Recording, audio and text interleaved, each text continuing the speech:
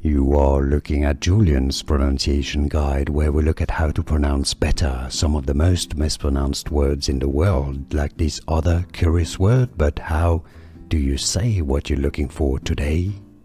Let's learn how to pronounce the name of this French tennis player. If you want to learn more names from tennis, make sure to stay tuned.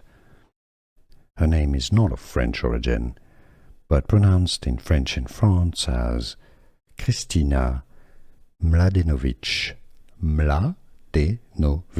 Kristina Mladenovic. Now in English you can say it as Kristina Mladenovic.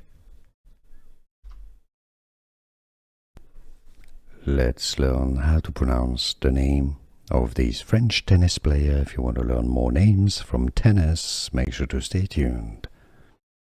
Her name is not of French origin, but pronounced in French in France as Kristina Mladenovic.